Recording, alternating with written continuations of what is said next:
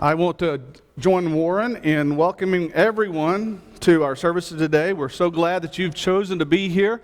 We always, this time of the year, with people traveling away from us and then to us, we always have a lot of people passing through town, and we consider you a welcome guest. We're so glad that you've decided to be here. I especially want to say welcome to one family in particular, the Ware family. They had a family reunion yesterday in this area, and this is Jill Ware's family, and they have people here from as far away as California and even Calgary, Canada. And so we want to welcome them. I'm afraid they didn't bring the cool weather with them. We all wish they would have, but they didn't bring the cool weather with them. But we're really wanting to say welcome to that family. I know they were sitting back in this area. And welcome to everyone else that has come to be with us today at Waterview. You know, I don't always know what's going on. I would tell you I am just a good old country boy from Alabama who's found a home in this Texas melting pot. So I don't always know what's going on. I kind of feel like this meme that I saw this past week that said, if I had a nickel for every time I didn't know what was going on, I would be like, why am I always getting these nickels? That's the way I feel sometimes. I don't always know what's going on. And even as your preacher, I would tell you, I don't always understand everything. I don't always understand everything in this book. This book amazes me as it does you. This book can inspire you with its simplicity, and it can mystify you in its deepness. That's just the Bible. So I don't always understand everything that's in the Bible. I never profess to tell you that, even as a preacher. But here is one thing I am sure about. One thing that I am sure about is that in our Christian faith, nothing is more important than the cross. That I know for sure. And as Paul said in 1 Corinthians 2 and verse 2, I've determined not to know anything among you but Christ and Him crucified. As your preacher, if you can't say anything about me, I hope you can say, He tells us about Christ. He tells us about Him being crucified. He tells us about the gospel story. And so even though we proclaim the centrality of the cross, almost every time we come together in almost all of our lessons, that's my goal and that's my hope. Even though we do that, it is surprising, maybe to you, that there are a lot of people that maybe sit right here among us who probably don't fully comprehend the meaning of the cross. Now, if I said there are a lot of people in this world out there beyond our walls who do not understand the cross, you say, well, of course, a lot of people don't understand the cross. They don't understand the meaning of the cross. But I'm concerned that even among those who call themselves disciples, there are people who hear preaching all the time. There are people that go to Bible class all the time. There are people who live the very best they can, day to day, week to week, month to month, year to year, trying to be Christians. And it's a concern of mine that we don't always truly understand the meaning of the cross. And why would I say that? I say that to you because some of the people that were the very closest to Jesus while He walked on this earth, that actually heard Him talk about the cross, didn't always understand the cross. If you were in Bible class this morning, you saw that. You saw that in the passage that we studied. Even though Jesus explicitly said the Son of Man is going to be killed and He is going to rise again, they didn't really understand, it says, in that passage. And just one chapter earlier, where I want to be today, if you have a Bible, go to Mark chapter 8 with me. I want to spend some time there with you this morning. In Mark chapter 8, there is this fascinating story that I want us to consider, a story about Jesus healing a blind man that we studied a few weeks ago in Bible class. And then there is a story which follows that story that seems totally unrelated, but I believe that it is related. And then at the end of that chapter, Mark chapter 8, Jesus, I believe, helps us get a better grip on understanding what the cross means. And so that's the name of our lesson today in Mark chapter 8. I hope that we'll be able to walk through these events. And at the end of this, we'll be able to say, I think I see something that Jesus wants me to see as a disciple of his. So really there are three things we're going to do. Number one, we're going to look at this story, this miracle of Jesus healing this blind person. Number two, we're going to look at the story that follows it and see the connection to the first story. And then at the end, we'll consider the understanding that I think Jesus is trying to give us through the understanding he was trying to give the disciples of what the cross really means. So let's start with this story in Mark chapter 8. Let's just take the time to read verses 22 through 26. It says, "Then he came to Bethsaida, and they brought a blind man to him and begged him to touch him. So he took the blind man by the hand and led him out of the town. And when he had spit on his eyes, he put his hands on him, and he asked him if he saw anything. And he, looking up, the blind man said, 'I see men like trees walking.' Then it says in verse 25, he put his hands on his eyes again and made him look up, and he was restored and saw everyone clearly. Then it says he sent him away, the blind man that he just healed. He sent him away to his house, saying, 'Neither go into the town nor tell anyone in the town.'"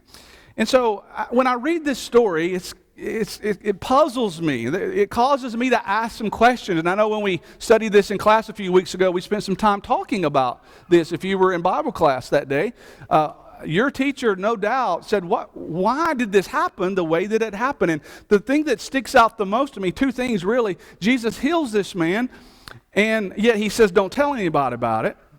But the more intriguing thing is, he heals this man in what seems to be a two-part miracle, or a two-step miracle.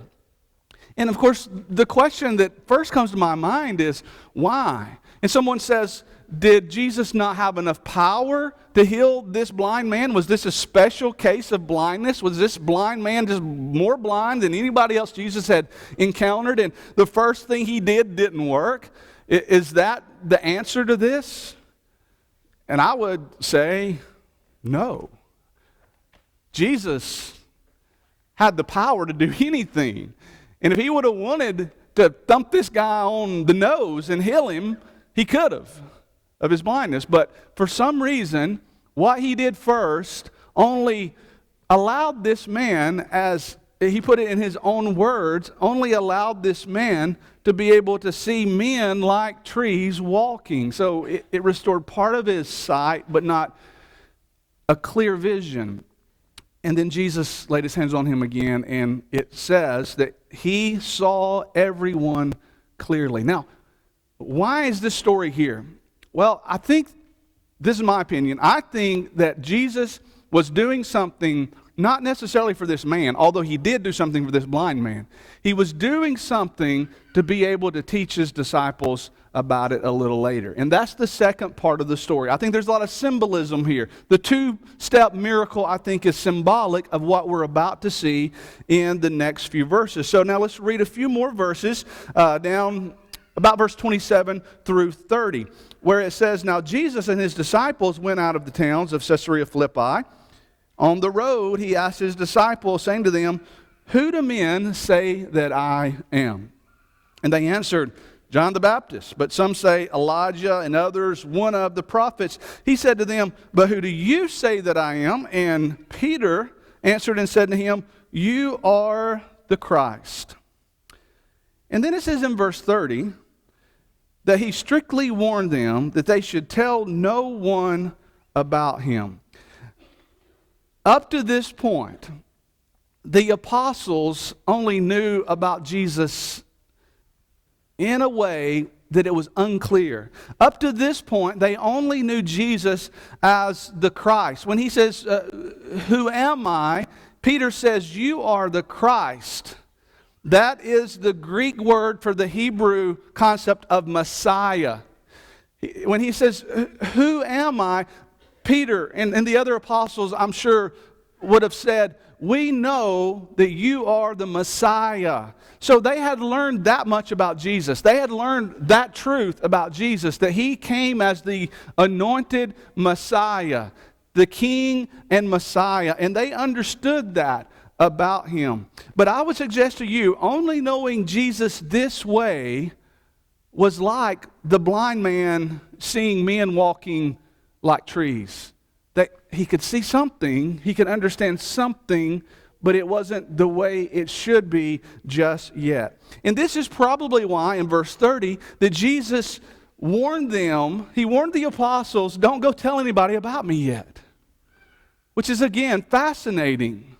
The apostles were the ones sent to tell other people about Jesus, but Jesus said, don't go do that yet. And the logic perhaps might have been they didn't really understand who he was just yet. They didn't quite grasp who Jesus came to be. They knew he came to be Messiah, but they didn't know what that meant. And so Jesus is going to take them into new territory. He is going to take them into the territory which involved trying to understand that he also, as a Messiah, was going to be a Savior. And what that meant was he was going to have to go to the cross and die. Now look at the next verse or two, verse 31, the first part of verse 32.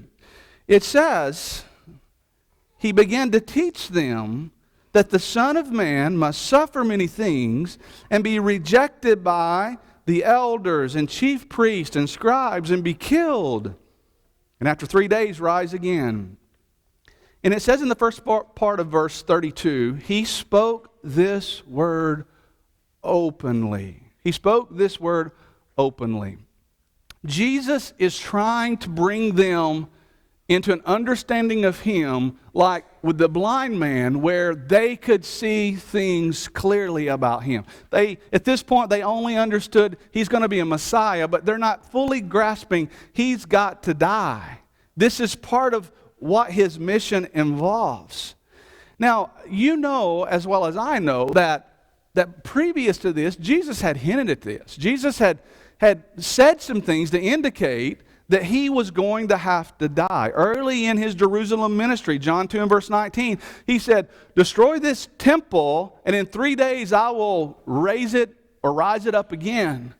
Well, we know that he was talking about his body. You put me to death, and in 3 days it'll rise again. When he was asked about fasting and his disciples fasting, he said the friends of the bridegroom will fast when the bridegroom is taken away. He was referring to the fact that one day he's going to be taken away. He's going to die. But now he is getting down to the nitty-gritty, you might say. He is about to really give them a lesson about death, about his death, about the cross. And here we are, literally halfway through the Gospel of Mark, in what might be considered the turning point of the Gospel of Mark. And he is thinking, I have got to help these men see me more clearly. I have got to help them understand what my true mission is. And so there is something very interesting here in verse 32. Greek scholars tell us that the concept here of the tense of the Greek verb in verse 32 means that he continued to say this openly. It says he spoke this word openly, but the idea is he continued to do this. He continued to speak openly. He continued to speak plainly, some translations state. And what is he continuing to talk about? He's continuing to talk about his death. Apparently, he put, a stake down, and he said, we need to talk about something that's important. And the implication is he started to teach them about his death. Now here's a twist in the story, and I'll admit it's one that I'd never considered, and that is we often talk about what seems like Peter's knee-jerk reaction to this. That as soon as Jesus says, but you don't understand, the Son of Man has to be killed.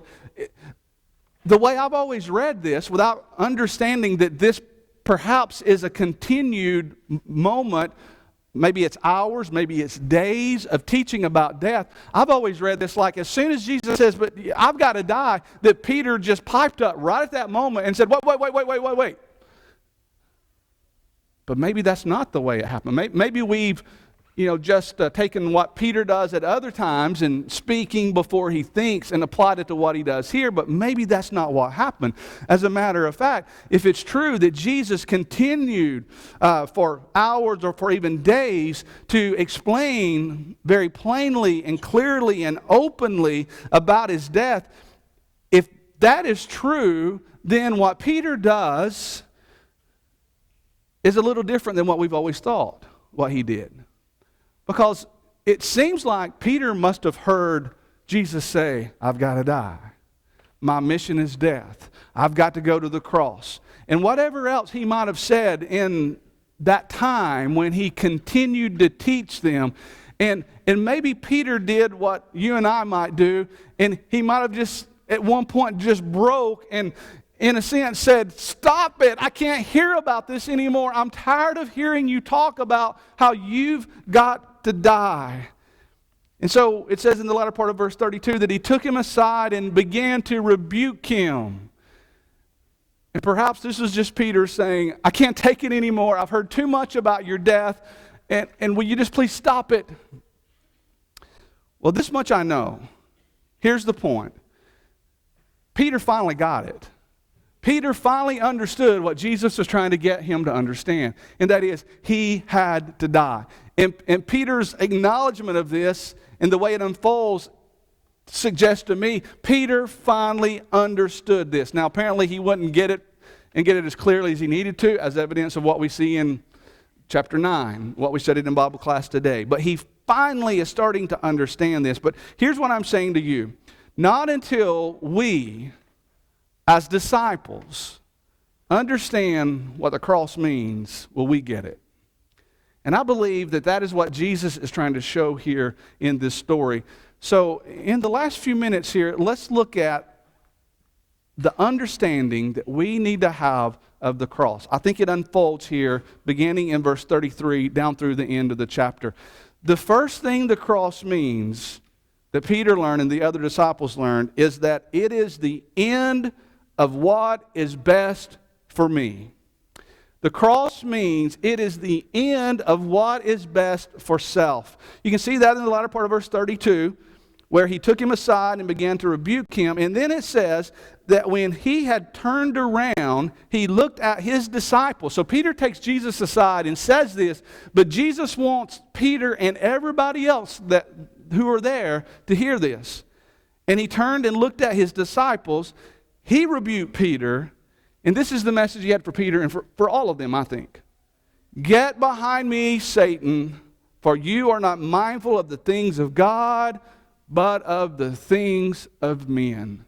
I think Jesus could have easily said, you're not mindful of things of God, you're mindful of the things of self. Because that's what he's really talking about. The cross means that it is the end of what is best for me.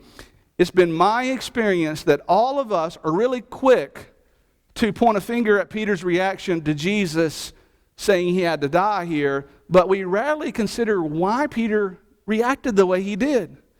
And the reason that we don't like to consider it is because I think it hits way too close to home for every one of us. And what I'm meaning is the cross strikes the very hardest at the easiest sin of all. And that is me wanting what I think is best for me. Me wanting to do it my way. The Lord's rebuke identifies the basic philosophy of selfish people. And it goes kind of like this. Lord, your way is okay, but I like my way better than yours. But you see, when Jesus said, get behind me, Satan, he was rebuking the way most of us think. He was rebuking the way most of us live.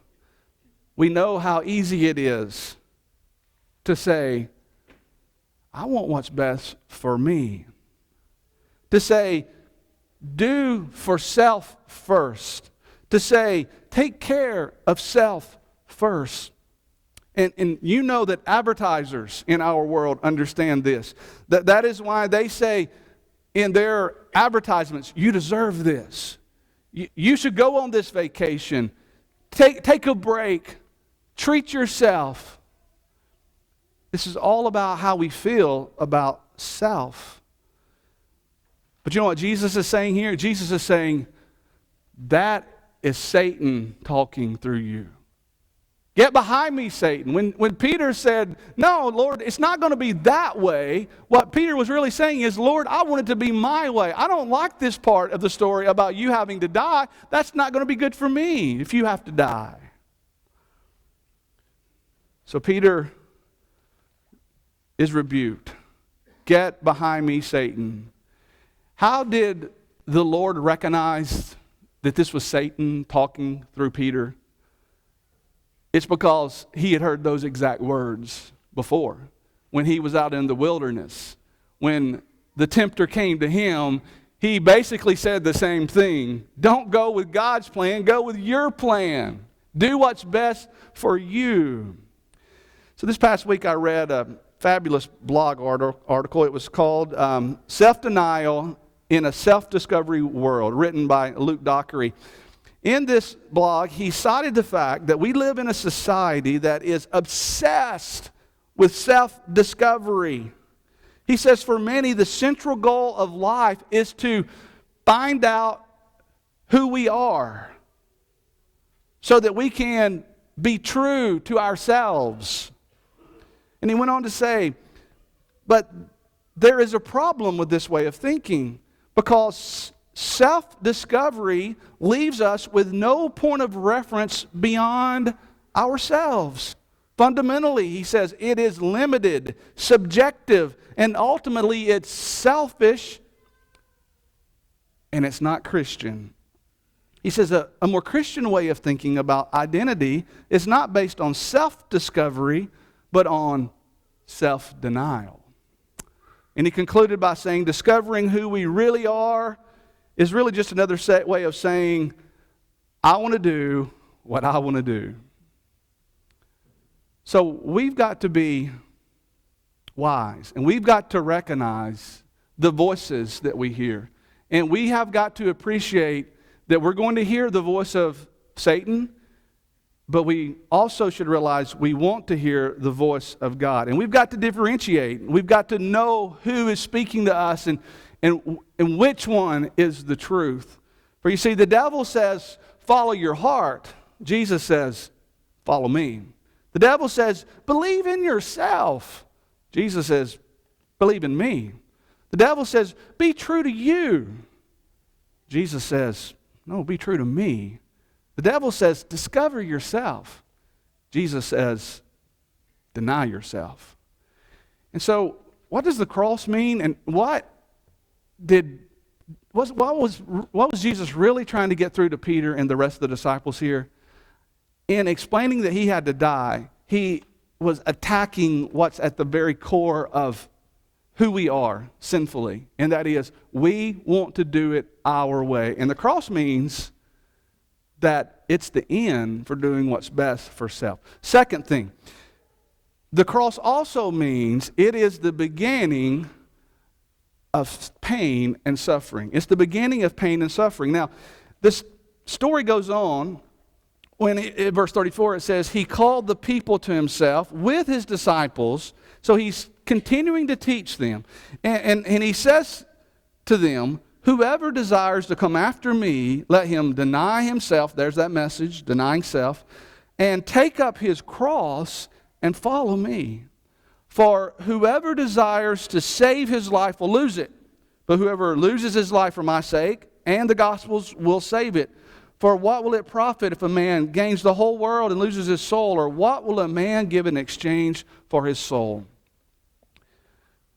I would submit to you that no sane, sincere, sinfully aware person can stand at the foot of the cross and say, you know, the cross is really a feel-good story. No, it's not. There's nothing feel-good about the cross. I heard the story of a little boy, and he was listening to the preacher preach one day about the cross during a sermon, and the words of the preacher pricked this young boy's heart so much as he described the awful agony that Jesus went through on the cross. And this little boy began to cry, and his mother leaned over and patted him on the head and said, don't cry, it's not that bad. But it is that bad. That's the cross. It's really that bad. The story of the cross is about unimaginable pain and agony that comes to Jesus. And here is what we don't like. It comes to those who say they're his followers. And that's what Jesus was saying. This is what this means to you. It's going to mean that life is not always going to be comfortable. Life is not going to always be about your happiness. Jesus describes discipleship as a cross. He describes it as something that means you lose your life. Last time I checked, losing your life is probably not fun. He describes it as saying it's going to hurt, almost like giving up everything that's in the world. Now, a lot of people say, I can have the world, or I can have not the world.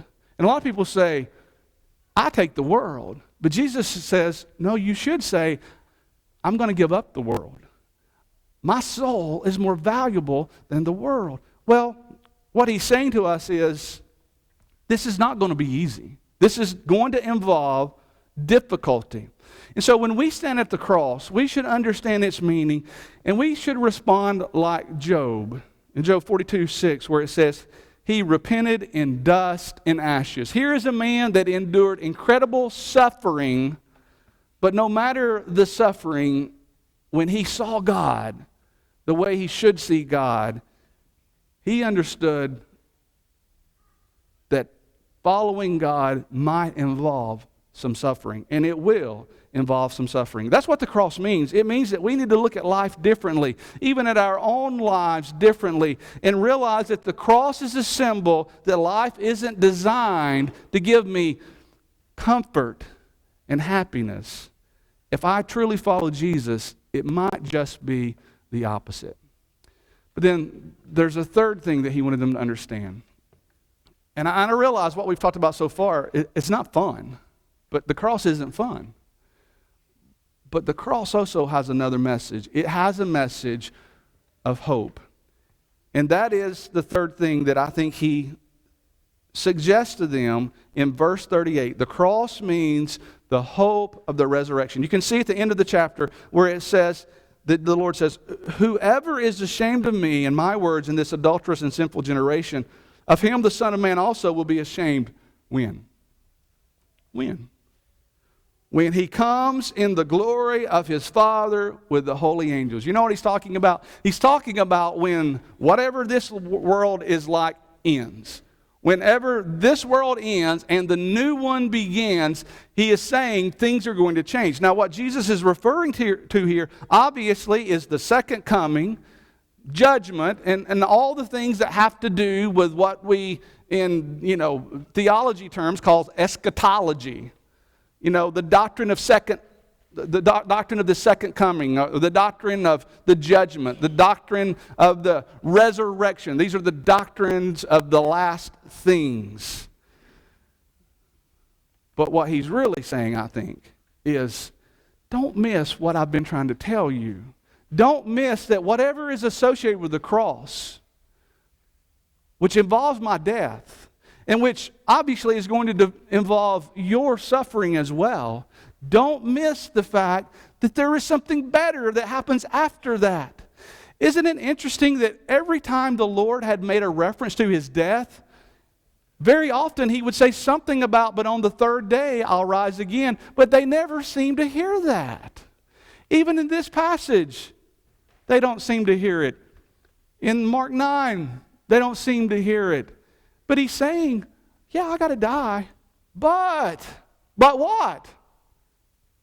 There's something after that. There's the resurrection. There was his resurrection. And what he's saying to us, the cross means this to you, that you may even have to die for me. And eventually you will die because of sin, the consequences of sin. Everybody dies. But something better comes along afterward, and that is the hope of the resurrection. And so maybe we are a lot like that blind man. That blind man at the beginning of Mark chapter 8. We don't see what we need to see. And then we start learning about Jesus, and it's almost like part of our vision is restored. And we see things, And I think a lot of times Christians we see things, but we don't see them as clearly as we should. But I'm certain what Jesus wanted these disciples to understand is you've got to see things clearly, and you've got to embrace this idea of the cross. And this is what the cross means. If you're here today and you do not have a relationship with Jesus, the cross means good news. The cross means good news. Now, you say, well, preacher, you just told me all the bad things associated with the cross. I've been talking more to Christians and the things that come along with the cross. And we're not going to sugarcoat it and say it's going to be easy. But if you're lost, all those things pale in comparison to what being lost really means. And that means being separated forever from God. That's what hell is, being separated forever from God. And so if you're lost, what the cross actually means is good news, hope. There is something better in this world I can live for than the way I'm living now. And if I could just break it down like this, C-R-O-S-S, this is what the cross means to you if you're lost. It means Christ's redemption offer still stands. And it will stand until He comes again. And what we want to give you the opportunity to do today is to respond to Jesus. If you're lost, if you're a sinner, if you're struggling, if you're not seeing things clearly, come to Jesus and you can see again. And if you need to do that by being baptized today or being restored to a right relationship with Jesus, we want to give you that opportunity. Two of our shepherds will wait back by the library. You can walk to the front. We'll help you here. This is the Lord's invitation for you to come to Him right now as we stand and as we sing.